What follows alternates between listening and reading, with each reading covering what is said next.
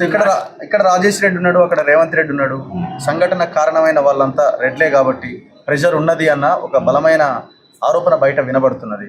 ఇప్పుడు ఎవరు నాయకులు వచ్చినా కూడా ఇదే అంశాన్ని ప్రధానంగా ప్రస్తావిస్తున్నారు.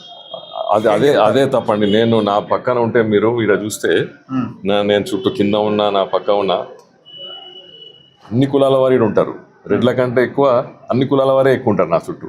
ఓకే. ప్లస్ నేను డాక్టర్ను, నా 10 ఏళ్ళు ప్రాక్టీస్ చేసి డాక్టర్ ఉన్నప్పుడు నేను ఓన్లీ రెడ్లనే చూస్తా లేకపోతే ఇంకొని చూడడానికి కాదు కదా.